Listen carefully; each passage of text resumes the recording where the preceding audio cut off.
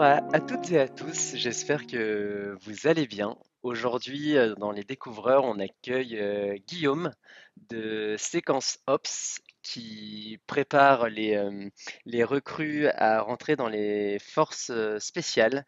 Donc bonjour Guillaume, Bonjour Vincent, comment ça va? super, merci beaucoup.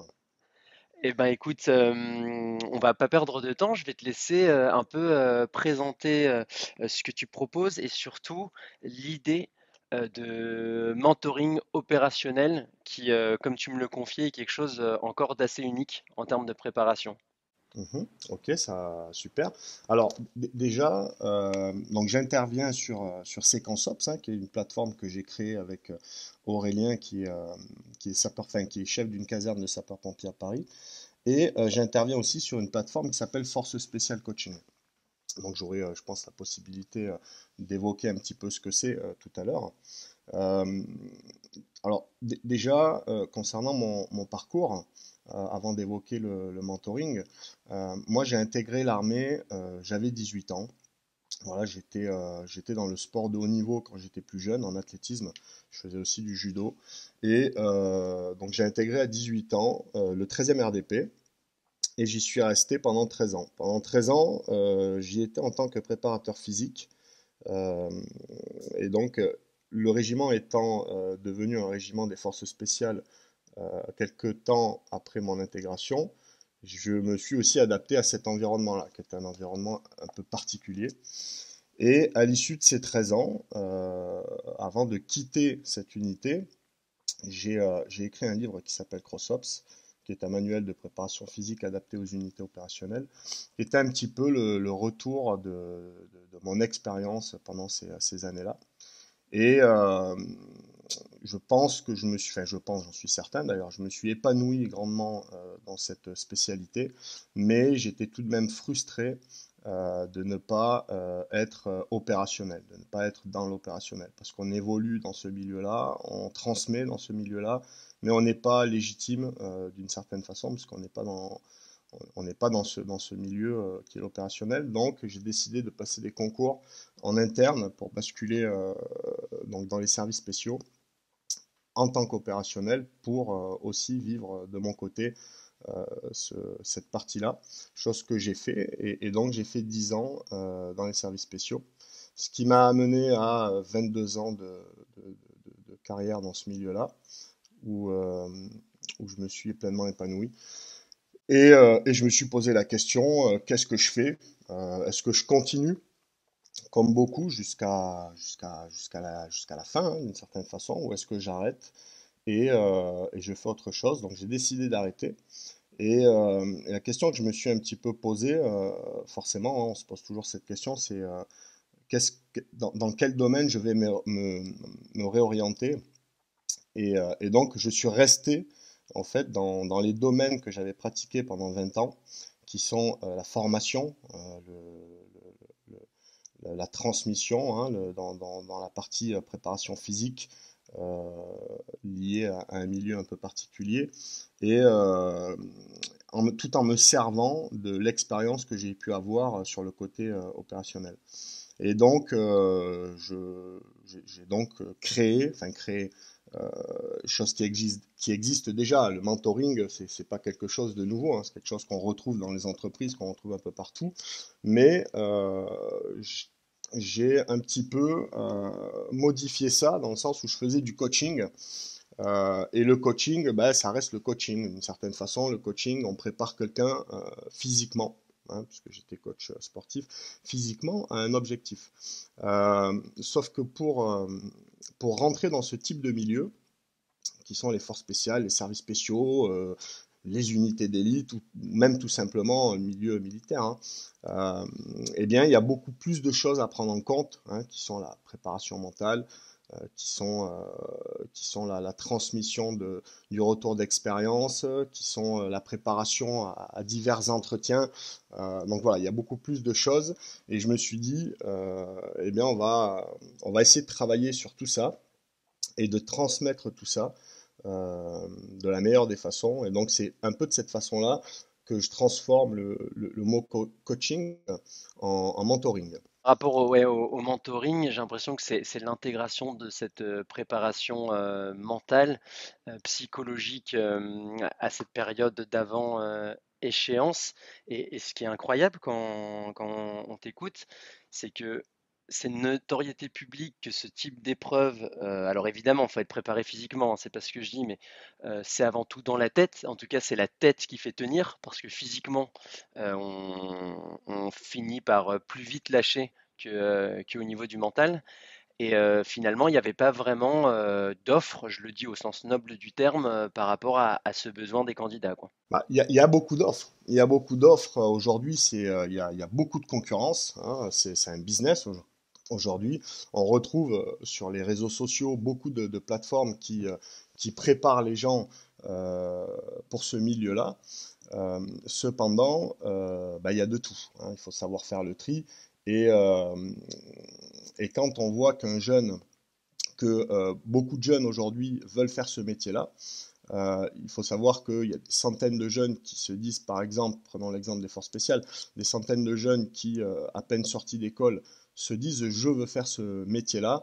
Alors des gens se posent la question pourquoi? Pourquoi autant de jeunes? Aujourd'hui, sur les réseaux sociaux, on a beaucoup de vidéos, on a beaucoup de reportages, on a beaucoup de choses qui sont montrées, sont des choses qui donnent envie pour des jeunes, hein. On est dans une génération aussi de jeux vidéo, on est dans une génération qui montre beaucoup de choses. Et les images qu'on voit sont souvent des choses, des exploits, des choses assez marquantes. Et donc le jeune a envie se projette et a envie de faire ça. Il y a des centaines de jeunes au départ, il y a ceux qui passent le cap et qui se disent je vais le faire. Et sur des centaines, à la fin, à l'arrivée, alors quand je dis à l'arrivée, c'est combien vont terminer la formation et non pas combien vont réussir à intégrer l'unité. Ce sont deux choses différentes. Bien souvent, il y a une cinquantaine de personnes qui intègrent l'unité et parfois il y en a moins de 10 qui terminent. Donc sur un départ, on a plusieurs centaines de jeunes et à la fin, on en a moins de 10 qui arrivent au bout. Donc ça montre bien que euh, il y a, euh, il y a un problème, enfin un problème.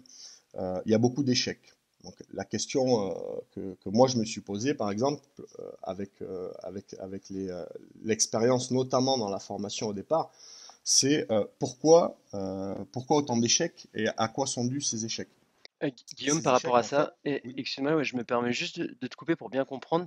Est-ce qu'on est dans le cadre d'un examen où il faut atteindre des notes planchers, une performance minimale, et où du coup, entre guillemets, le nombre est potentiellement illimité en termes de reçus, ou est-ce qu'on est dans une condition de concours où justement il y a un nombre de places fixes, je dis n'importe quoi, 15 places par an, et quel que soit le nombre de candidats et quelle que soit leur performance, c'est les 15 meilleurs qui rentrent. C'est ça. C'est qu'il y a à chaque fois, sur chaque intégration, un nombre fixe, hein. Généralement, c'est une quarantaine. Donc, de toute façon, on sait qu'il y aura une quarantaine de personnes qui pourront intégrer la formation. Euh, mais il va y avoir beaucoup d'étapes. Il va y avoir beaucoup d'étapes, beaucoup d'obstacles à passer. Et il va falloir les réussir les uns après les autres. Et comme je le disais tout à l'heure, la question, en fait, pour revenir à ce que je disais, la question c'était pourquoi autant d'échecs et qu'est-ce qui fait que les gens n'arrivent pas à aller au bout. Donc, comme je viens de le dire, il y en a une quarantaine qui vont être reçus après après divers tests, mais seuls quelques-uns vont terminer. Euh, Pourquoi autant d'échecs? Alors, il y a des blessures, bien entendu, donc qui font que les gens doivent sortir du stage.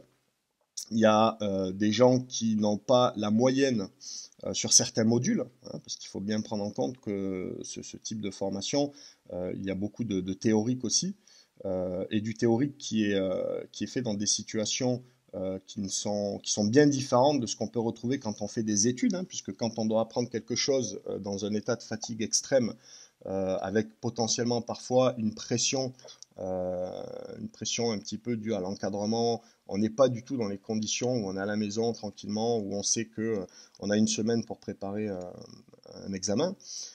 Donc il y a du théorique, il faut suivre, hein, si on ne suit pas, on peut sortir, on peut être sorti du stage. Après, bien entendu, il y a la partie physique qui est importante aussi, bien sûr, hein. Il faut arriver préparé physiquement, mais d'une certaine façon, et j'en parlerai tout à l'heure. Et, euh, et bien entendu, il y a la partie mentale. La partie mentale, puisque le, le, quand on intègre, on est prêt physiquement, au début d'une formation, c'est le physique hein, qui domine, quoi qu'il en soit, hein, puisque tant qu'on a le physique, la tête, elle suit. Mais ce type de formation est conçu aussi avec différents modules pour qu'à un certain moment, le physique ne soit plus là. Même si on est le meilleur physiquement, à un moment, ça ne suit plus physiquement, et donc c'est le mental qui va prendre le relais. Et il va donc falloir avoir les bonnes clés pour pouvoir faire face à ces situations et, euh, et aller jusqu'au bout. Donc il y a quand même pas mal de thèmes à prendre en compte. Et là, j'évoque la partie où, enfin, on va dire que j'évoque la partie d'où viennent ces échecs. Après, il y a la préparation. Quand on veut intégrer, donc pour être dans ces 40-là, eh bien, c'est pareil, il y a plusieurs obstacles à passer. Je vais prendre en exemple, donc toujours pareil, hein, intégrer une unité des forces spéciales. Le jeune, il va aller dans un CIRFA pour donner un dossier, euh, mettre en avant ses motivations. Et suite à ça, il sera convoqué à passer des tests CSO. Donc ça, c'est le premier objectif, les tests CSO. Les tests CSO, il y a une partie médicale, une partie de tests psychotechniques et une partie physique. Bon, déjà, médical, il faut être apte, psychotechnique aussi. Et physique, il faut réaliser des minima. Des minima qui ne sont pas, on va dire, exceptionnels non plus, mais cependant, il faut quand même y arriver. Euh, et donc, le premier objectif, c'est de se préparer à avoir ce niveau-là. Euh, Ensuite, l'objectif suivant, ça va être des entretiens. Donc c'est pareil, on a des centaines de jeunes qui vont se présenter à des entretiens, et là on est déjà sur le fait qu'il va y avoir peut-être que 40 jeunes qui vont être retenus, alors qu'il y en a peut-être 100 qui ont l'agrément, qui ont réussi les tests physiques. Donc déjà là on prend en compte un élément qui n'est pas pris en compte généralement par la plupart des jeunes. Beaucoup se disent je suis très fort physiquement, donc je peux faire ce métier-là parce que je veux faire ce métier-là. Euh, Si on arrive qu'on n'est pas préparé à un entretien, on ne va pas pouvoir se démarquer. Si on n'a pas les bons éléments de langage, si on n'est pas à l'aise, il faut donc le préparer, et le préparer sérieusement. Ce qui permettra à un jeune de rentrer peut-être dans ses 40, mais c'est pas terminé puisque bien souvent il va devoir faire une préparation militaire parachutiste force spéciale, une PMPFS. C'est quelque chose qui va durer 15 jours, où il va être observé, hein, c'est un entretien plus d'une certaine façon, puisque là, il va être observé, il va être évalué sur beaucoup de critères, et un certain nombre, généralement il y a une quarantaine de places aussi, un certain nombre seront reçus, auront un agrément. Donc ça, c'est la troisième étape. Et une fois que cette étape est passée, le jeune va intégrer. Donc on voit déjà que pour intégrer, il va falloir déjà passer pas mal d'étapes. Et bien souvent, le problème, c'est que le jeune qui a vu cette vidéo sur les réseaux sociaux, ou qui a lu quelques bouquins, qui a vu quelques reportages, qui se dit tiens, ça c'est cool, j'aimerais bien faire ça, ben, tout de suite on se rend compte qu'il y a quand même pas mal d'étapes à passer. Même si elles ne sont pas extrêmement difficiles, il faut impérativement les réussir. Donc il y a du travail. Euh, et ensuite, quand le jeune intègre, finalement, c'est là que ça commence, hein, puisqu'on s'est préparé pendant des mois, on a réussi, si on va au bout des choses, on a réussi, mais finalement, la réussite, ce n'est que un objectif intermédiaire, le début d'une aventure, on va dire, puisque on peut réussir à intégrer, mais ne pas sortir, hein, on l'a bien vu, hein, quand il y en a une quarantaine et qu'il y en a moins de 10 qui sortent, le but, ça reste quand même d'aller au bout, de sortir. Et moi, c'est ce que je dis à mes jeunes à chaque fois. La première chose, c'est de bien prendre en compte une chose, c'est que l'objectif, c'est pas d'intégrer. L'objectif, c'est de devenir opérationnel, de devenir opérateur, de devenir équipier, de sortir de la formation. Parce que beaucoup de jeunes se donnent eux comme objectif d'intégrer, et une fois qu'ils ont intégré, c'est peut-être pour eux la réussite. Sauf que finalement, ils n'arriveront peut-être pas au bout parce qu'ils n'avaient pas vu le réel objectif. Donc un objectif, il faut savoir le découper et il faut prendre les choses objectif par objectif. Il faut pas, et ça c'est surtout dans la prépa mentale, hein, il faut pas avoir en tête l'objectif final parce que on peut vite déchanter et ça peut vite devenir compliqué. Quand un jeune est dans la formation, on est sur un changement de routine, hein, on est sur quelque chose de nouveau, puisque on a ses petites habitudes, euh, ses amis, son environnement, et du jour au lendemain, on se retrouve dans un environnement qui est complètement différent, où on va recevoir une certaine pression par moment, hein, qui est volontaire, hein, pour voir qui est capable d'aller jusqu'où, où on va devoir apprendre dans la fatigue, où on va devoir composer sans beaucoup dormir, un effort physique, accumuler beaucoup de choses. Et, euh, et donc, euh, et donc, c'est ce qui rend les choses particulièrement difficiles. Et souvent, certains abandonnent déjà parce que juste simplement le fait de changer d'environnement les déstabilise. Et si on se dit à ce moment-là, ça fait un mois que j'y suis, il me reste encore 9 mois, non, c'est trop long, c'est pas possible. Voilà, là, on peut sonner la cloche, c'est-à-dire on peut se dire j'arrête. Il faut se dire que dans ce type de formation, euh, je pense que tout le monde, à un moment ou à un autre, se pose la question, qu'est-ce que je fous là? Hein, à un moment, dans la difficulté, on se dit, mais qu'est-ce que je fous là? Et il faut passer pourtant ce moment-là, il faut passer ce cap. Et pour passer ce cap, eh bien, il faut voir un objectif à très court terme. Il faut se dire, OK, là c'est compliqué, c'est un passage, il faut que je tienne la journée, il faut que je tienne la semaine. Et c'est ce genre de choses qui vont permettre de passer un cap pour redescendre ensuite, et pouvoir affronter d'autres caps un peu plus tard. Oui, j'ai l'impression que les qualités clés aussi qui se dégagent, c'est avoir cette capacité à ne plus s'écouter au sens de la gratification immédiate. Alors moi, c'est plus facile à dire qu'à faire, hein, je suis derrière un micro, mais on est fatigué, je vais m'asseoir, j'ai faim, je vais manger. Ce genre de sensation, on va dire, du monde civil auquel on répond généralement rapidement. Là, il faut savoir ben, faire en sorte que ça glisse et s'adapter en fait. Exactement. En fait, on sort de sa routine, on sort de sa zone de confort. Il faut l'accepter. Et pour l'accepter, quand on est en formation, on n'a qu'une chance. C'est-à-dire que quand on arrive, si on ne l'a pas vécu d'une certaine façon avant, euh, si on ne l'accepte pas, ça, eh bien on sort. Soit on sort par soi-même, soit on se fait sortir. Moi, dans le mentoring, justement, au niveau de la prépa mentale, j'ai créé un programme qui s'appelle Sortir de sa zone de confort, qui dure 7 jours et que je mets en place avec mes élèves qui veulent intégrer les forces spéciales. Ce programme-là, pendant 7 jours, il va leur permettre justement de se mettre en immersion un petit peu dans ce qui va les attendre plus tard, de se mettre en immersion et on va avoir par exemple beaucoup de marches régulièrement, jour comme nuit, euh, beaucoup de réveils nocturnes où ils vont devoir se réveiller à 1 heure du matin, prendre une douche froide pendant 5 minutes, se réveiller à 2h15 du matin, aller marcher avec un sac de 20 kilos pendant 30 minutes mouillé, se réveiller à 4 heures du matin, reprendre une douche froide de 5 minutes, ne pas manger à tous les repas. En fait, voilà, on va venir casser un petit peu, même complètement, la routine et forcément le fait de mettre tous ces éléments croisés, la fatigue, le physique, la rusticité, l'apprentissage dans la fatigue, hein, il y a des choses qui doivent apprendre aussi en état de fatigue. On croise tout ça et on va mettre donc ces jeunes dans des situations inhabituelles et ça va permettre de voir pas mal de choses.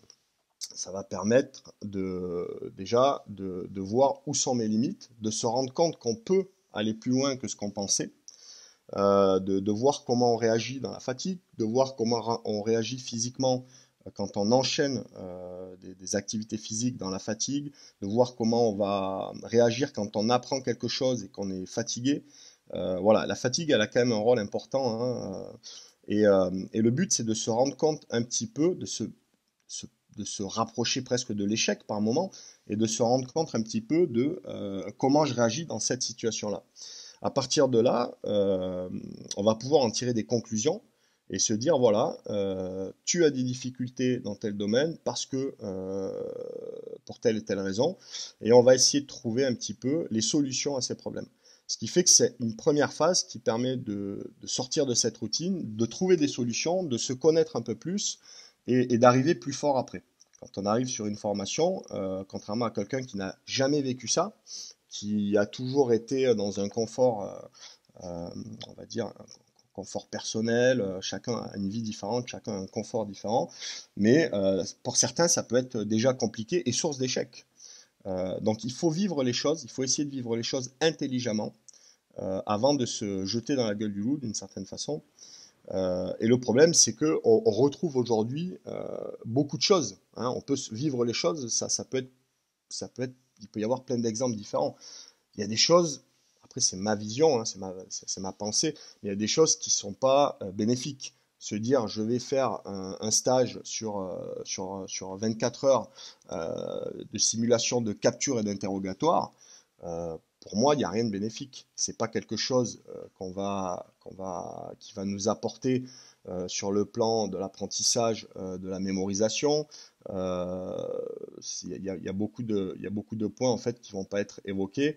Et de plus, faire ce travail-là pendant une semaine, hein, le programme que j'évoquais, ça permet, c'est un programme qu'on fait seul. Et c'est plus difficile de se dire je dois me réveiller à 2 heures du matin quand ça fait 4 jours que j'ai presque pas dormi, je dois me réveiller encore à 3 heures du matin, je dois prendre une douche froide. Enfin, faire ces choses-là, quand on est tout seul, chez soi, mentalement déjà, il y a un effort personnel. Et, euh, et ne serait-ce que d'aller au bout, de le faire en entier, c'est une satisfaction. Et donc ça, c'est déjà un premier pas. Moi, ça me montre que le jeune qui est en face de moi a été au bout des choses. Donc c'est une preuve de motivation. Et la motivation reste pour moi l'élément essentiel pour la réussite. On ne peut pas réussir quelque chose si on n'est pas motivé, si on n'est pas passionné. Mais il y a quand même une différence entre j'ai vu ça à la télé, j'ai vu ça sur les réseaux sociaux, je veux faire ce métier-là, je suis motivé, et je vais essayer de me préparer, de me mettre en situation de vivre les choses. Et oui, c'est fait pour moi. La question finale, c'est est-ce que c'est fait pour moi, hein. Si j'ai un jeune qui, au bout de 3 jours sur ce type de programme, me dit franchement, je me suis pas réveillé, j'ai pas eu les douches froides, ça va 5 minutes, c'est que quelque part, c'est pas qu'il est mauvais, c'est qu'il n'est pas motivé. Et s'il n'est pas motivé, une chose est sûre, c'est certain qu'il n'arrivera jamais au bout de cette formation. C'est une vraie compétition entre gens motivés. Et donc, vaut mieux des fois se rendre compte que c'est pas fait pour nous. Parce qu'il y a une différence entre je vis les choses et je les vois à la télé, surtout que ce qu'on nous montre, c'est pas forcément le plus difficile, hein. On nous montre le Graal, on nous montre quand on fait ce métier-là, tout ce qui est beau dans ce métier-là. Mais entre les deux, il y a quand même beaucoup de choses qu'il faut prendre en compte et qu'il faut vivre et réussir. Oui, et surtout en se préparant, ce qui est intéressant, c'est qu'on se donne les moyens. Et en se donnant les moyens, finalement, même si on connaît l'échec, on est en paix avec sa performance, puisque a priori, on était au maximum, au meilleur de ce qu'on pouvait fournir. Donc effectivement, si jamais on n'intègre pas l'unité, on peut partir en paix. Alors que si Exactement. on se prépare pas ou mal, il y a toujours cette incertitude sur notre capacité supposée. Alors parfois, on peut peut-être un peu se mentir. Parfois, c'est avéré, on aurait peut-être eu la capacité en étant préparé, mais là, il y a cette frustration et ce goût d'inachevé. Je voulais aussi revenir sur quelque chose. Tout à l'heure, tu me disais, leur objectif, en fait, c'est de devenir opérateur, de vouloir devenir opérateur plutôt que d'intégrer le stage. Euh, Ce dont je me rends compte en t'écoutant, c'est que c'est la première mission qu'il faut se fixer, en fait. Exactement. C'est leur première mission. Ils commencent déjà à être opérateurs, quelque part, en se donnant cet objectif. Exactement, en fait, il faut se donner cet objectif-là parce que c'est pour se rendre compte que ça va être difficile, c'est pour se rendre compte qu'il y a beaucoup de travail. Hein, si je me dis je veux intégrer les forces spéciales ou enfin, juste intégrer l'unité, si je me limite à ça, je vais y arriver. potentiellement, je vais y arriver. Mais est-ce que je vais devenir opérateur? C'est encore une autre histoire. Donc, il faut quand même prendre en compte dès le départ l'objectif final. C'est comme quelqu'un qui... moi, j'aime bien prendre l'exemple. Alors, je vais dévier un petit peu du sujet, mais j'aime bien prendre l'exemple du chirurgien. Quelqu'un, en fait, ça s'apparente beaucoup. Un opérateur, ça, pour moi, ça s'apparente beaucoup à un chirurgien. Pourquoi? Parce que, enfin, un chirurgien, quelqu'un qui va être dans la médecine, qui va faire de la chirurgie, par exemple, ça va lui demander beaucoup, beaucoup d'années d'études. Euh, quel- Ensuite, par rapport à ces années d'études, pour réussir, parce qu'il faut les valider, ces années d'études, il va falloir sortir de sa zone de confort. Alors, d'une façon différente. Hein, ça ne veut pas dire qu'il va falloir marcher la nuit, prendre des douches froides, mais par contre, il va falloir bosser. Il va falloir bosser quand on n'a pas envie de bosser et travailler. Si on doit travailler le soir, très peu dormir parce qu'il y a des examens derrière, eh bien, on sort de sa zone de confort. Faire quelque chose qui habituellement n'est pas quelque chose qu'on a l'habitude de faire, on n'a pas forcément envie de le faire non plus, c'est sortir de sa zone de confort. Maintenant, quand l'objectif est là, que c'est quelque chose qu'on a envie de faire avec passion et motivation, on va le faire et on va réussir à le faire. Et ça va nous amener à la réussite. Mais la réussite, c'est le chirurgien, ok, il a réussi ses études de médecine et il devient chirurgien. C'est un point de départ, puisqu'il va devoir apprendre encore, hein, il va se perfectionner tout le temps quand il va opérer, et donc on apprend tout le temps. Il va apprendre tout le temps. Ensuite, lorsqu'il va faire des opérations, il va prendre des risques. Hein. Des fois, rien n'est figé, on ne sait jamais trop comment ça va se passer, donc il y a une prise de risque, et donc pour éviter au maximum cette prise de risque, il va devoir maîtriser tout ce qu'il a appris, maîtriser ses procédures en fait. Et il va devoir faire face aussi à des cas non conformes parfois. Quand on opère, il peut se passer quelque chose d'imprévu, il faut s'adapter. Euh, et bien entendu, le chirurgien, il a la vie d'un patient entre ses mains. C'est lui qui va faire que peut-être la personne qui va opérer, si c'est une opération par exemple à cœur ouvert ou je ne sais pas, il est maître de la vie d'une personne. Donc ça, c'est un petit peu le schéma d'un chirurgien, mais si on prend le schéma d'un opérateur qui a réussi, c'est un peu la même chose.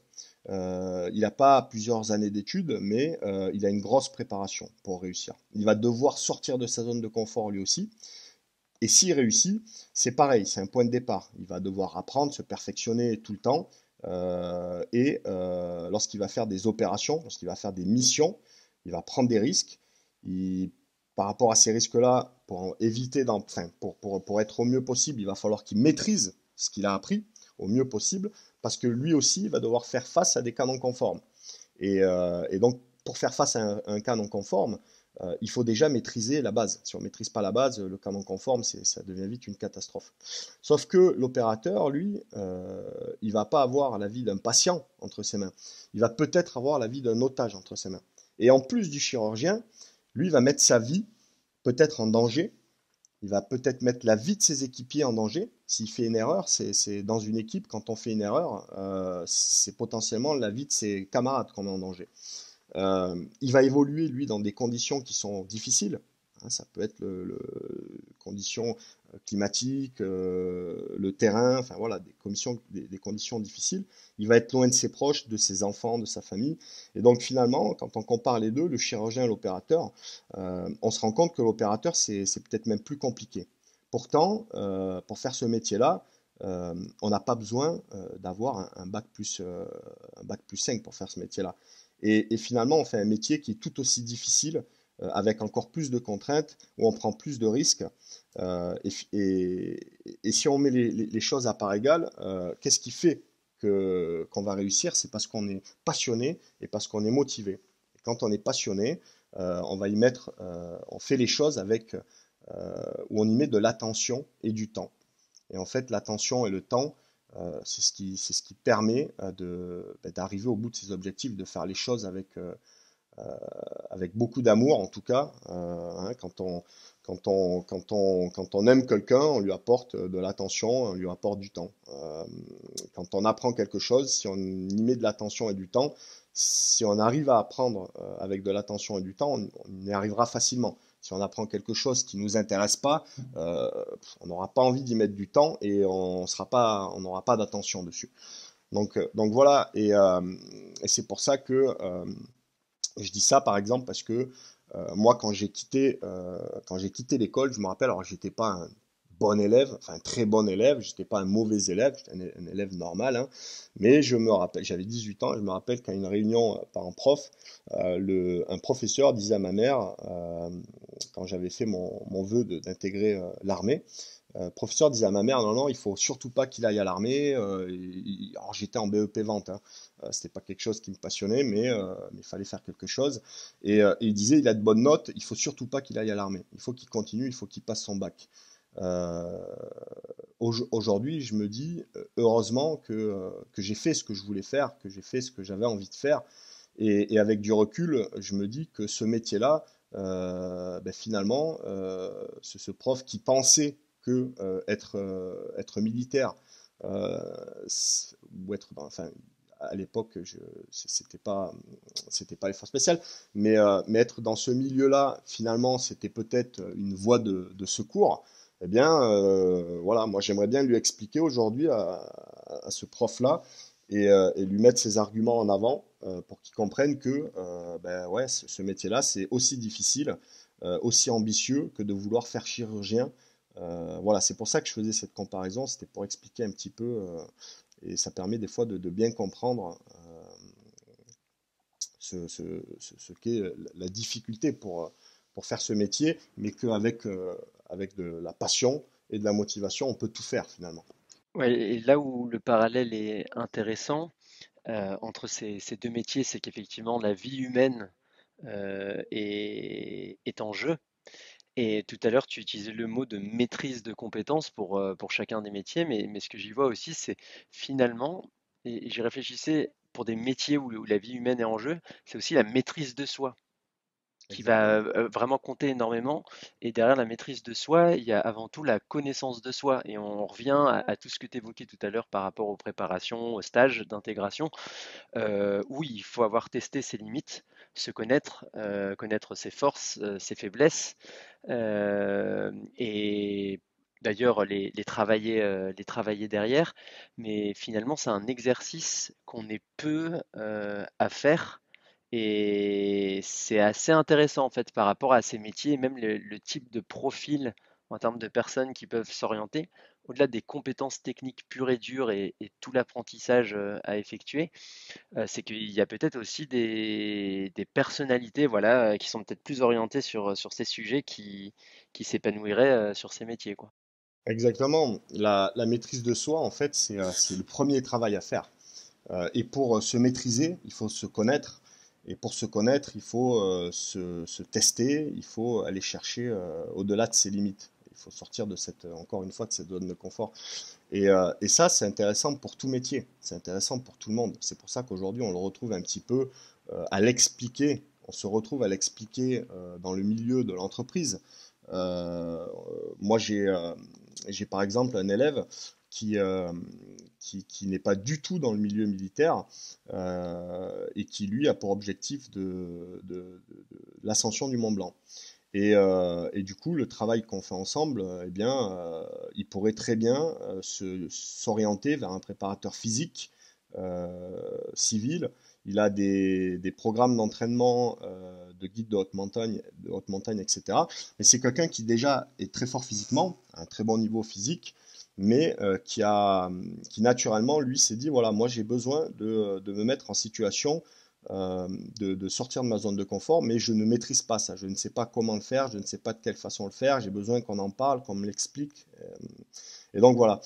Ce qui est important aussi dans le mentoring, c'est que c'est un métier à plein temps, c'est quelque chose à plein temps. Pourquoi c'est quelque chose à plein temps? Parce que ce qui est important, c'est un accompagnement, certes, c'est du conseil, c'est accompagner au développement personnel, transmettre un retour d'expérience.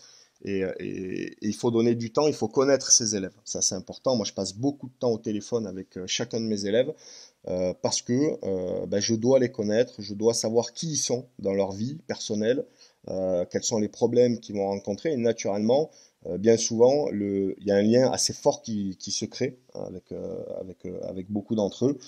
Et ça me paraît important. On peut pas accompagner, aider quelqu'un si on ne le connaît pas. Et généralement, et je pense que c'est ce qui est intéressant, c'est que les gens se confient beaucoup. Et bien souvent, on déborde. On sort du contexte pour lequel on travaille ensemble et les gens débordent, se confient et ça va parfois assez loin. Et moi, je trouve ça intéressant. C'est un vrai partage. Et je pense que c'est quelque chose qui est important à prendre en compte pour aider quelqu'un, pour transmettre quelque chose. Cependant, il faut du temps. Il faut du temps pour ça. Et par rapport au temps, la question que je me posais, c'est est-ce que finalement se préparer, en tout cas pour ces échéances-là, euh, est-ce vivre au quotidien en prévision de l'échéance? Donc tout à l'heure, tu abordais les notions de fatigue, de froid, le fait d'être mouillé, sec, mouillé, de porter des charges lourdes sur des grosses distances. Euh, Est-ce que c'est quelque chose qui, selon toi, est bienvenu? Je pense que logiquement, voilà, ça peut être intéressant d'intégrer ça au maximum dans son quotidien, mais jusque dans quelle mesure, ou même, est-ce que selon toi, voilà, il y a pas besoin de prendre des douches froides et de temps en temps se faire des marathons au niveau nuit blanche, quoi. En fait, cette question est intéressante parce que sur une préparation, il va falloir séquencer les choses et les placer au bon endroit au bon moment. Donc ça ne veut pas dire que quand j'évoque le programme qui dure 7 jours, qui est axé sur sortir de sa zone de confort en prépa mentale, c'est pas quelque chose qu'on va faire au quotidien. C'est quelque chose qu'on va faire à un moment précis et chaque étape vont se faire à un moment précis. Je vais prendre un exemple pour le premier objectif, qui sont petits objectifs intermédiaires, qui sont la réussite des tests CSO, où on demande aux jeunes d'avoir un certain niveau, il y a des minima qu'il faut réaliser. Donc là, c'est une préparation physique. Il n'y a que la préparation physique, il n'y a pas autre chose. Mais c'est une préparation physique qui va être spécifique, puisque le but, ça va être d'augmenter ses répétitions, d'augmenter son nombre de répétitions sur les exercices qui sont demandés. Donc c'est une préparation physique qui est particulière, hein, où il y a, enfin, voilà, le temps de récup est plus important. Enfin, si on rentre dans du spécifique, c'est assez, c'est particulier, c'est spécifique à ça. Euh, Par contre, quand on se prépare pour réussir à sa formation, l'objectif c'est plus le même en préparation physique. Là, on ne doit plus apprendre à augmenter ses répétitions, on ne doit plus travailler pour augmenter ses répétitions. Une fois qu'on a atteint un certain niveau, on doit travailler pour être résistant sur la durée. Et l'entraînement va être différent. C'est plus le même entraînement. Et c'est aussi pour ça qu'un jeune qui, comme je le disais tout à l'heure, se prépare uniquement pour intégrer, va se préparer d'une certaine façon et quand il va arriver, il ne sera pas prêt pour aller au bout de la formation parce qu'il ne sera pas en mesure d'encaisser physiquement. Donc déjà, là, on a deux travails différents qui se placent à deux moments différents. Et sur la partie sortir de sa zone de confort, où là on va prendre des douches froides, où là on va vivre ça pendant une semaine, on va le placer à un moment bien précis aussi, c'est-à-dire qu'on le place avant d'intégrer, quelques semaines, voire quelques mois avant, de manière à pouvoir le vivre, pouvoir en tirer des conclusions, pouvoir travailler sur ses difficultés et commencer sa formation en étant reposé, mais en ayant pris certains éléments en compte. Donc chaque moment de la préparation doit arriver à un moment bien précis, ce qui demande une assiduité quand même. Et, euh, et donc on ne mélange pas tout, on ne fait pas tout n'importe quand et n'importe comment. Une préparation, ça peut durer longtemps. Hein, il y a des élèves que j'ai depuis plus d'un an. Ça peut durer longtemps, mais ça aussi, c'est une preuve de motivation. Quelqu'un, et le jeune ne va pas forcément s'en rendre compte, mais quelqu'un qui est assidu sur un programme, donc qui s'entraîne régulièrement, qui fait ce qu'on lui demande de faire d'une certaine façon, qui se prépare déjà objectif après objectif, eh ben, il s'impose une rigueur. Alors plus on le fait avec passion, moins on s'en rend compte, puisqu'on le fait, on prend du plaisir à le faire. Mais de toute façon, ce qui est certain, c'est qu'il y a des moments où on n'a pas envie. Hein. L'hiver, quand il fait froid, quand il pleut, quand il neige, on n'a pas forcément d'aller faire telle séance à l'extérieur. Mais si on se l'impose, c'est déjà une preuve de motivation, donc déjà une preuve de réussite.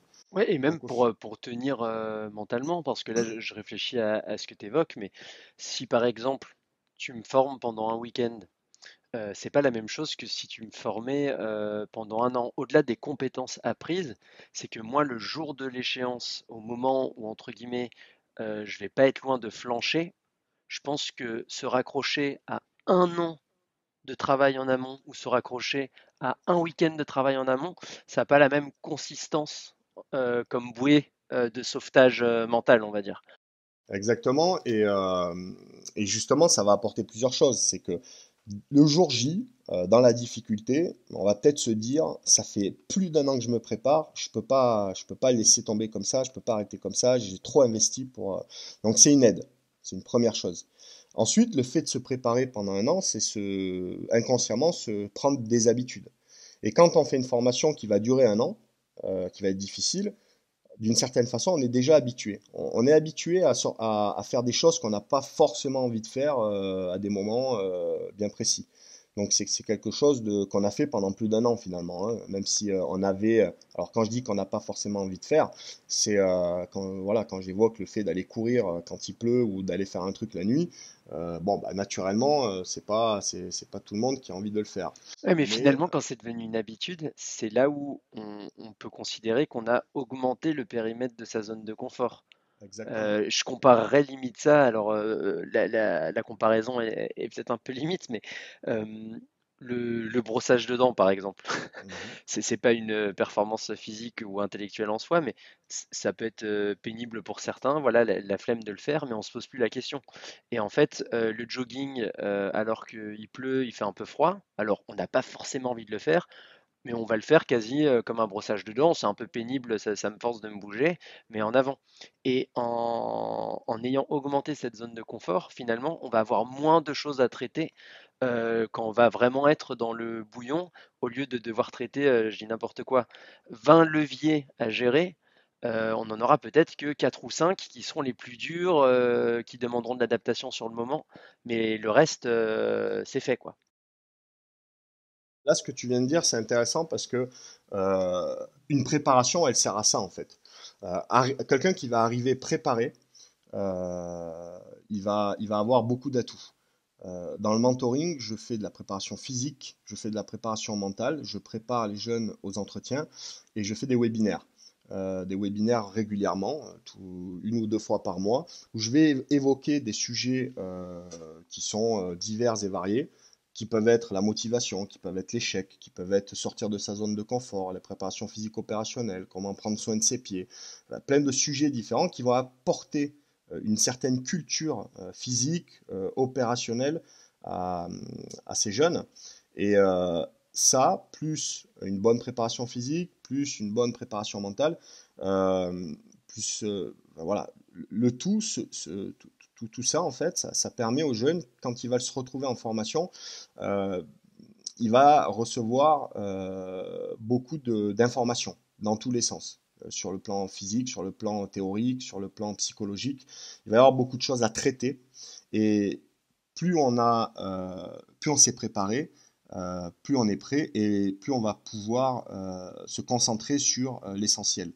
Euh, Moi, si j'arrive dans une formation et que je sais déjà un petit peu ce qui m'attend, j'ai déjà beaucoup travaillé sur beaucoup de thèmes, euh, eh bien, j'aurai plus de facilité parce que je pourrais me concentrer que uniquement sur certaines choses. Et le reste, c'est fait. Le reste, c'est fait, c'est maîtrisé, ou alors j'aurai plus de facilité à le maîtriser. Et sur ce type de formation, comme je disais, on n'a pas le droit à l'échec. D'une certaine façon, on n'a pas de deuxième chance rarement, hein. Quand on suit pas, on va avoir peut-être un avertissement parce que sur tel module, la personne n'a pas la moyenne. Euh, eh bien voilà, on a un avertissement. La deuxième fois, ben, on sort. Donc on ne peut pas se concentrer sur beaucoup de choses en même temps. D'où l'importance de se préparer finalement, hein. Oui, j'en discutais avec des invités sur le podcast des épisodes précédents, donc des gens comme Aton, qui est un ancien du GIGN, ou Mhm. Louis Saillant, un ancien commando marine, qui étaient d'accord pour dire, et ils parlaient d'unités différentes du coup, que c'était le propre du drill des forces spéciales, c'est vraiment intégrer, automatiser, faire des habitudes enfin des habitudes qui peuvent être mauvaises, hein, ça peut être piégeux, mais en tout cas les bons réflexes qui font que on va quasiment se focaliser sur les paramètres où il y a besoin de s'adapter au moment T. Mais tout le reste, c'est automatisé, quoi. C'est comme faire les lacets de sa chaussure sans les regarder ou conduire avec aisance, alors qu'au début de la conduite d'un véhicule, on stresse sur la moindre information qu'il y a autour.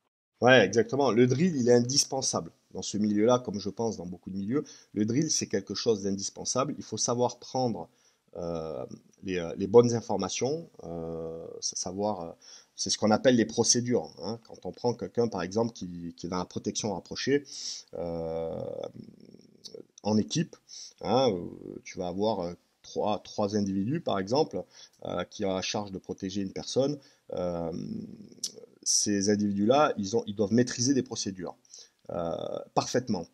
S'il se passe quoi que ce soit, on sait que celui qui est épaule, donc qui est au plus proche de l'autorité, il sait ce qu'il doit faire, il va mettre en place ses procédures, et quand il est en train de faire ce qu'il doit faire, il sait que celui qui est derrière, celui qui est à droite, il sait aussi ce que chacun à son poste fait ce qu'il a à faire.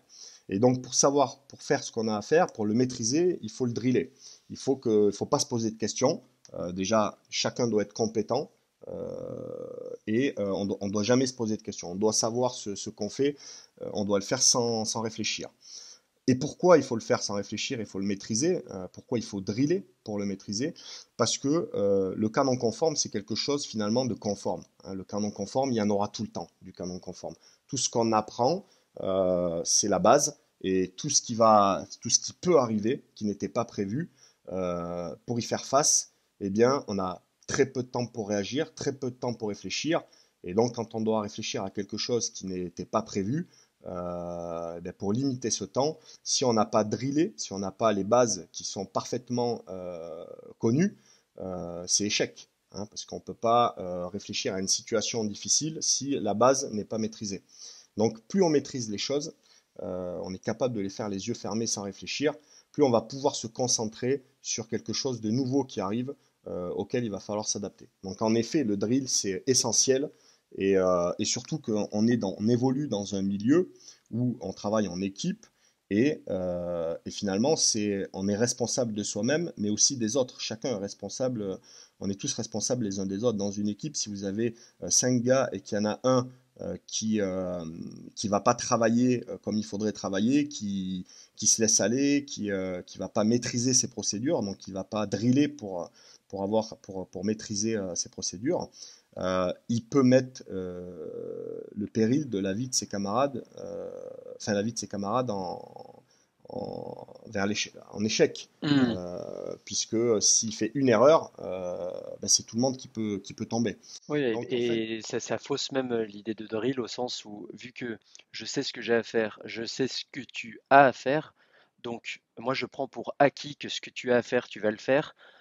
Si au final tu ne le fais pas, moi je me mets en danger puisque je me basais sur cette certitude que tu allais faire ce que tu avais à faire. Bon, j'ai beaucoup utilisé le mot faire, non mais mais, c'est exactement je ça. crois que c'est un peu l'idée, ouais. C'est exactement ça.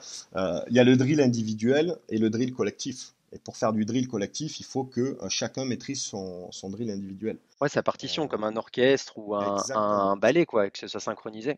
C'est tout à fait ça. C'est un très bon exemple, hein. Si vous avez dans un orchestre quelqu'un qui sait pas, qui maîtrise pas, qui sait plus, parce qu'il n'a pas assez travaillé, eh bien ça se voit. Ça se voit et ça met tout l'orchestre en échec sur le moment. Mm. Et donc c'est la même chose. Et donc ça, c'est une difficulté qu'il faut prendre en compte. Et ça permet aussi de ne pas se laisser aller, justement, hein. Ça pousse à se préparer, à s'entraîner tout le temps, parce qu'on sait qu'on n'est pas tout seul. Et une équipe, avant tout, l'équipe doit avancer, avancera tout le temps, hein. On peut avoir des moments de faiblesse individuellement, mais c'est ce qui fait la différence entre être seul ou être en équipe. Quand on est seul et qu'on part sur quelque chose de difficile, potentiellement on peut s'arrêter à un moment. Parce qu'à un moment, on peut plus, on n'y arrive plus, on peut s'arrêter. Quand on est en équipe, on ne s'arrête pas. On peut avancer doucement, On avancera peut-être doucement, mais on ne s'arrête pas. Pourquoi? Parce que si moi je suis dans la difficulté, je sais que j'ai un collègue, un coéquipier, un camarade qui va m'aider à ce Oui, moment-là. c'est l'équipe qui avance. C'est plus à l'échelle d'un individu, quoi. C'est comme si on avait chacun une rame. Si moi je m'arrête de ramer, je suis tout seul, le bateau n'avance plus. Si on est dans une galère avec chacun notre rame, j'ai beau me reposer, les autres rament et ça peut tourner. Exactement, c'est exactement ça. Et ça, c'est ce qui fait la force d'une équipe et c'est ce qui est important. Hmm.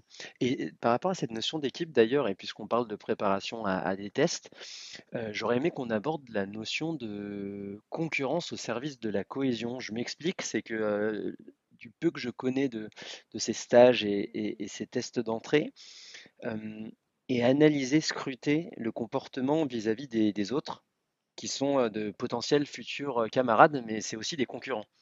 Donc j'aurais aimé avoir ton retour sur l'émulation ou non que ça crée et comment une concurrence saine peut justement se mettre au service de ce mouvement d'équipe là qu'on décrivait tous les deux là. Moi, je pense que dans, dans une équipe, dans des stages quand on fait de la cohésion, on a différents profils. Et finalement, moi, c'est ce que je fais quand alors, j'interviens un petit peu j'ai pu intervenir dans une école pour des bachelors. Euh, et donc, ils sont d'une certaine façon ensemble, mais d'une autre façon, ils sont aussi un petit peu concurrents, hein, quand derrière on a un examen à passer, qu'il y a X places, etc. Le premier, voilà, on se retrouve un peu dans une situation de concurrence. Euh, Cependant, quand ces jeunes-là, ils se connaissent pas finalement. Ils se connaissent pas parce que la cohésion, elle se crée dans l'effort. La cohésion, elle se crée dans l'effort, euh, mais pas que. Par exemple, je leur faisais faire un parcours d'évasion, quelque chose de très gentil où l'effort est très peu présent. Cependant, tout le monde avait une, enfin, une fonction. Euh, Ils avaient des consignes et tout le monde était en difficulté. Et c'est là qu'on voit que seul, on ne peut pas y arriver. Je m'explique, c'est un parcours qu'ils faisaient, ils avaient les yeux bandés, ils avaient des casques anti-bruit, donc on ne voit plus, on n'entend plus, on doit suivre une ligne de vie et on doit aller d'un point A à un point B, quelque chose de très simple. Cependant, on doit transporter du matériel et à un moment, tout le monde enlève les bandeaux, tout le monde enlève les casques anti-bruit et avec le matériel qu'ils ont dans les mains, ils doivent fabriquer un brancard de fortune, hein. Ils auront deux vestes de treillis et une corde. Donc tout ça, ça demande, pour aller au bout, pour y arriver, ça demande un travail individuel, un travail en équipe, mais il va falloir allier tout ça. C'est-à-dire qu'il y a des gens qui vont avoir des idées, d'autres qui n'en ont pas forcément. Il y a des gens qui vont faire avancer le groupe de la bonne façon pour pas perdre le groupe, pour pas que le groupe se désolidarise. Euh, et donc, en fait, tout le monde apporte quelque chose. Euh, Ouais, mais il faut et rapidement finalement, trouver sa place. Et c'est peut-être voilà, là où se connaître soi entre en ligne de compte. c'est ça, mais c'est surtout vis-à-vis des autres. Au départ, chez ces jeunes, ils ont des a priori les uns envers les autres. C'est-à-dire qu'on va se dire, tiens, lui, physiquement, il est très fort. Lui, il est meilleur que tout le monde parce que c'est toujours lui qui a les meilleures notes, etc. Et puis lui, il est nul parce que on l'entend jamais et puis il n'a pas forcément des bonnes notes. Et, euh, et sur ce genre de situation, on se rend compte à la fin que ben, finalement, celui qui se met jamais en avant, ben, c'est grâce à lui qu'on a pu avancer de telle façon, c'est lui qui a apporté ces éléments-là. Chacun va apporter et on va voir on va voir ce que chacun apporte et finalement que les choses sont parfois, enfin c'est pas les personnes auxquelles on pensait euh, qui, euh, qui sont les moins fortes ou les plus fortes. Et donc tout le monde a quelque chose à apporter. Euh, et donc ça, c'est déjà un premier point de cohésion, de comprendre que chacun a quelque chose à apporter. Et ensuite, dans la fatigue, quand on est sur un cran au-dessus, dans la fatigue, dans l'effort, c'est pareil. Il y a des gens qui se dévoilent dans la fatigue, qui se dévoilent dans l'effort. Et dans l'effort, on ne peut plus cacher sa personnalité. Quand on est fatigué, quand on est dans un effort constant qui est long, qu'on est près de ses limites, on est réellement qui on est finalement, hein. Notre vraie personnalité ressort et donc ça c'est intéressant aussi de le constater et de voir. Mmh. Et je voulais revenir sur l'idée du mentor et la proximité, que tu pouvais avoir, avec alors tes élèves, je ne sais plus si c'est comme ça que tu les appelais. Oui, oui, oui. Mhm. Hem, Les petits gars. Est-ce que le mentor, c'est aussi, l'incarnation, de leur future propre réussite? Je m'explique, c'est que avoir quelqu'un en face qui est passé, par l'unité visée, qui est passé par ces tests. Est-ce que c'est aussi une façon pour le candidat, l'élève, de pouvoir désacraliser, l'objectif? Oui, d'une certaine façon. D'une certaine façon, oui. Après, le mentor, il a pour but. Alors déjà, il faut savoir qu'un mentor, il faut pas penser que se dire le mentor c'est le meilleur, c'est forcément il a réussi, c'est quelqu'un de très fort, etc. Le mentor, il est généralement passé par l'échec. Hein. On est tous passés par l'échec à un moment dans sa vie, et il faut aussi se faire comprendre parce que les gens ont peur de l'échec. Les jeunes ont peur de l'échec. Et il ne faut pas se dire, parce que j'ai peur de l'échec, parce que j'ai un mentor, j'aurai pas d'échec. J'irai pas vers l'échec. Je vais forcément aller vers la réussite. Aller vers la réussite, c'est aussi passer par l'échec et être un mentor, en fait, hein, mentorer quelqu'un, lui transmettre. C'est aussi lui transmettre que l'échec, ça fait partie de la réussite et qu'il faut l'accepter. Mais pour l'accepter, il est beaucoup plus facile d'accepter un échec quand on s'est pleinement préparé, quand on a donné tout ce qu'on avait à donner. Et à partir de ce moment-là, qu'on fait un échec, on ne peut en tirer que du positif. Alors oui, il faut avaler la pilule, mais derrière, il faut se dire, voilà, moi, j'ai pas de regret en soi, parce que je me suis préparé, j'ai donné tout ce que j'avais à donner, donc j'ai pas de regret et je vais apprendre de cet échec et je vais recommencer.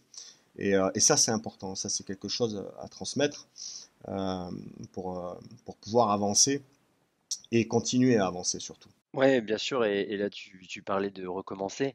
Le véritable échec et qui est permanent, j'ai quasiment envie de dire, c'est la mort. Parce que l'échec tel qu'on le conçoit, c'est on avance, on tombe. Il n'y a que la mort où on reste à plat ventre. On a toujours la possibilité de se relever. Alors c'est pas forcément facile, ça peut prendre du temps, ça peut requérir de l'aide.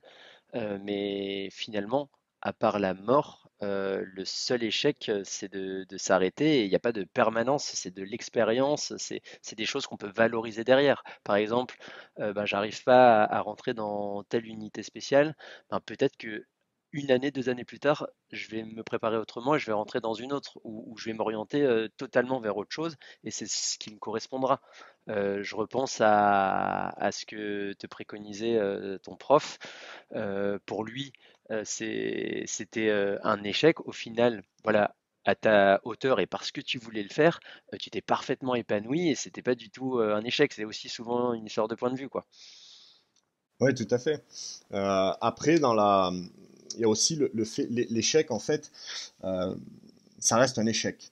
La question, c'est pourquoi j'ai fait échec. Et aussi, quand tu évoques, quand tu dis qu'il n'y a que la mort, finalement, le seul échec, c'est la mort. Oui, mais parfois, on va arrêter. Parfois, parce que on peut abandonner, on peut arrêter quelque chose. Mais le but, et c'est un échec, et on est toujours vivant. Mais le but, c'est de repousser cette limite, essayer de la mettre le plus loin possible. Euh, Par exemple, j'ai un exemple, c'est un jeune que j'avais préparé, qui est en formation, et à un moment, il s'est quand même posé la question, s'est quand même posé la question, est-ce que je continue? Parce que il avait l'impression vraiment d'être au bout de ses limites. Euh, c'est facile d'amener quelqu'un à l'abandon. On peut tous le faire en 24 heures, en 48 heures, en 3 jours, en une semaine. Si on a décidé d'amener quelqu'un à l'abandon, de l'amener au-delà de ses limites, on va l'amener au-delà de ses limites. Ce qui va faire la différence, celui qui va tenir le plus longtemps, c'est celui qui sera prêt mentalement, qui sera prêt physiquement, mais à un moment, on arrive quand même à ses limites. Euh, Ce jeune, à un moment, quand il pensait être vraiment au bout du bout, il s'est posé une question. Enfin, c'est pas une question finalement. Il s'est dit quelque chose. Euh, il avait, euh, il avait perdu son petit frère quelques années auparavant d'un cancer. Et en fait, ça, qui est quelque part en soi un poids qu'il a en lui depuis longtemps et qui perçoit ça comme quelque chose, et ce qui est tout à fait normal, comme quelque chose de difficile. On vit avec un poids, c'est dur, il faut l'accepter, mais c'est compliqué. Ben ça, c'est devenu une force pour lui, parce que à ce moment-là, se dire, voilà, il s'est battu, voilà, on peut se dire plein de choses. Et ça lui a permis de ne pas lâcher. Il s'est dit, je ne lâcherai pas pour ça. Alors on pense qu'on est au bout, on pense que c'est terminé, et finalement, on continue à avancer, on ne sait pas comment, parce qu'il y a quelque chose qui vient au niveau, on va dire, psychologique, une force surnaturelle en fait, hein, qui va nous pousser. Et ça, c'est le dernier recours. Et finalement, on a tous quelque chose en soi, on a tous un poids en nous. Hein. Là, dans son cas, c'est son petit frère qui est décédé. Voilà, on a tous quelque chose de personnel qui est dur à porter. Et généralement, finalement, ça peut devenir une force. C'est quelque chose qui peut devenir une force dans les moments compliqués. Hein. Donc, on peut aussi transformer tout ce qui est dur dans la vie en une certaine force. Et ça, Bah, ça c'est permet de intéressant. relativiser, ouais, de mettre en perspective, je souffre sur telle épreuve des tests, bah, c'est rien par rapport à la souffrance que j'ai pu porter quelques années auparavant ou qu'un proche a pu porter. Effectivement, ouais. Et du Ouais, coup, vas-y. ça permet d'avancer encore plus loin, hein, donc de se rapprocher au plus proche de l'objectif. J'ai un autre exemple, un méga qui a couru un marathon. Alors, c'est pas quelqu'un que j'avais préparé, mais qui est rentré en contact avec moi après. Et c'est un grand sportif, mais qui n'est pas préparé pour un marathon. Il s'est jamais préparé pour un marathon et il s'est donné le défi comme ça de faire un marathon. Il s'est donné deux objectifs. Le premier, de le faire en moins de 4 heures, déjà de le terminer et d'essayer de le faire en moins de 4 heures. Il a réussi son premier objectif, il l'a terminé, mais il n'a pas réussi le second puisqu'il l'a fait en 4h30. Et il me disait, j'ai été de toute façon au bout de ce que je pouvais donner. Et j'ai aucun regret parce que lui, il m'a dit, moi je me suis mis une image dans la tête. À un moment, j'arrivais plus à avancer. Et en fait, je m'étais promis enfin, je m'étais imagé que ma petite fille, j'imaginais ma petite fille qui était avec une arme braquée sur elle. Et en gros, c'est tu t'arrêtes, je tire quoi. Et donc cette image-là, c'était l'image qui lui permettait de ne pas lâcher quoi. Mais cependant, il me dit, mais j'ai quand même, j'ai été au bout, mais j'ai pas fait le temps que je voulais faire. Mais, euh, mais du coup, je pense que s'il n'avait pas cette image-là, si s'était pas donné cette image-là, peut-être qu'il aurait abandonné, peut-être qu'il n'aurait pas du tout réussi à terminer son marathon. Donc des fois, voilà, il y a toujours quelque chose qui peut nous permettre d'avancer.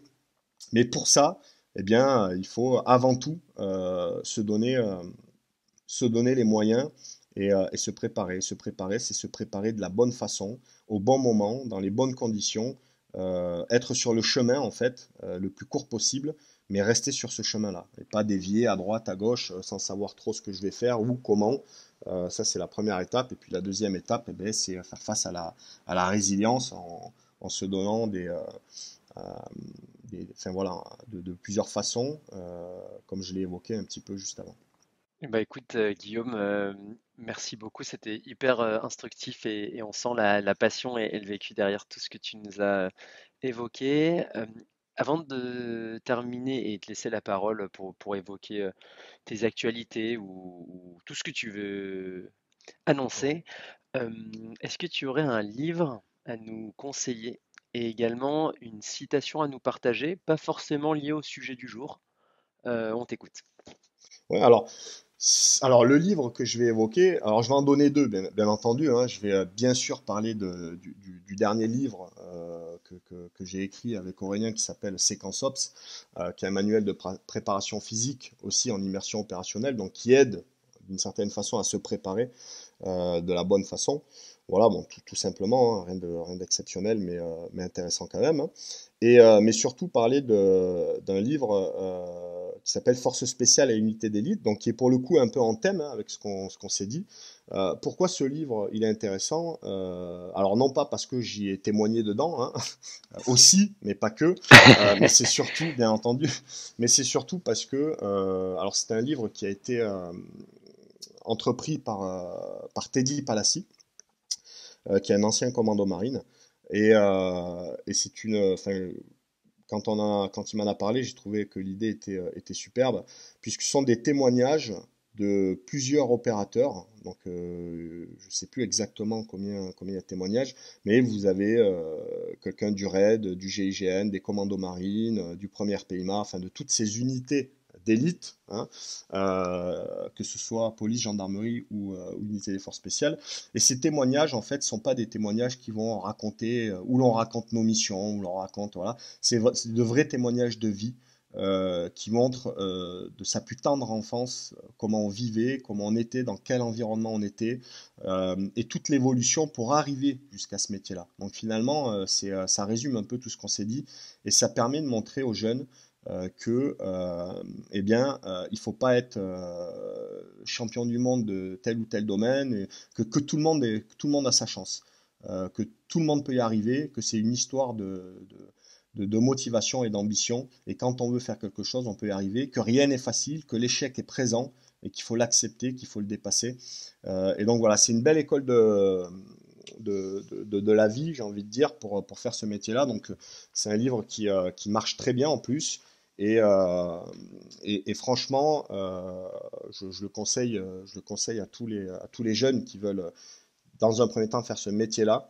Voilà, ça change un peu de ce qu'on retrouve dans ce domaine-là, hein, dans le domaine opérationnel, et je trouve ça très intéressant. Donc voilà pour le livre que je voulais évoquer. Et en citation, une citation que j'aime bien et qui finalement est, je dirais pas qu'elle est complète, elle est pas, elle est en lien finalement, hein, c'est une citation d'Oscar Wilde qui dit: Le succès n'est pas final, l'échec n'est pas fatal, c'est le courage de continuer qui compte. Voilà, ça résume aussi un petit peu quand même, hein, on parle de succès, ben on peut parler le succès n'est pas final parce que on peut parler de la réussite, hein, quand on réussit à intégrer, eh ben on n'a pas réussi on n'est pas encore opérateur ou équipier ou voilà, c'est pas encore terminé. Donc c'est jamais final la réussite, hein. Quand on réussit une mission, ben, il y en aura une prochaine derrière. Est-ce qu'il faudra la réussir aussi? Mais l'échec n'est pas fatal non plus puisque on apprend de ces échecs, à condition qu'on se soit donné les moyens pour réussir, même si on fait échec, et ben on apprend de ces échecs. Et donc, le plus important, c'est le courage, c'est l'ambition, c'est c'est la motivation. Voilà, c'est ce qui nous permet d'avancer. Ouais, aussi la remise en question de ce qui a été Exactement. bien fait et mal fait, mais voilà, toujours apprendre et tirer du retour d'expérience. Écoute, Guillaume, je te remercie beaucoup. Je te laisse la main pour nous évoquer voilà, les actualités de ta formation ou personnelle. Et on Bon, conclura bah là-dessus. écoute, qu'est-ce que je peux te dire par rapport à ça? Alors, je vais en profiter pour parler de certaines choses.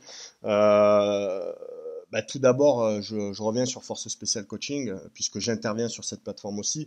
Euh, il y a beaucoup de plateformes aujourd'hui et pour moi, pour moi, c'est la meilleure, tout simplement parce que sur cette plateforme, on retrouve justement, hein, quand on parle de mentoring, on retrouve justement des coachs sportifs qui sont tous d'anciens de ces unités. Et donc, être coaché par quelqu'un qui a une expérience de plusieurs années dans l'unité qu'on veut intégrer, eh bien, c'est déjà une première forme de mentoring, hein, puisqu'on a quelqu'un derrière qui a vécu, hein, qui a été dans ce milieu-là, qui va pouvoir nous partager des choses et nous mettre dans la bonne direction. Euh, donc voilà par rapport à ça. Ensuite, moi, comme je le disais, j'interviens donc sur Force Special Coaching et sur SequenceOps, hein, puisqu'on a un site internet. Et sur SequenceOps, donc, je propose le mentoring qui finalement est la même chose que je fais, hein. Je fais le mentoring via FS Coaching et SequenceOps, mais en tout cas, voilà, les personnes qui sont intéressées pour ce type de préparation, sont les bienvenus. Vous pouvez me contacter sur Sequenceops ou sur Force Special Coaching. Et puis voilà, hein, ensuite, que dire de plus? J'ai envie de dire pas grand-chose, mis à part à tous ceux qui écouteront ce podcast. Ne laissez personne vous dire que vous n'êtes pas capable. Vous n'en êtes pas capable. Ça, c'est quelque chose qu'on a tous entendu à un moment ou à un autre, que ce soit des proches, des amis, des parents. Voilà, faut pas laisser les gens dire que vous n'êtes pas capable. Et parce qu'avec des efforts et en sortant de sa zone de confort, tout est possible. Et je terminerai en disant que la motivation est le maître mot de la réussite. Et, euh, et donc voilà, n'abandonnez jamais, préparez-vous, soyez ambitieux et vous irez toucher du doigt le rêve que vous avez. Merci Guillaume et à très bientôt, le meilleur pour la suite. Eh bien, un grand merci à toi aussi. Merci beaucoup.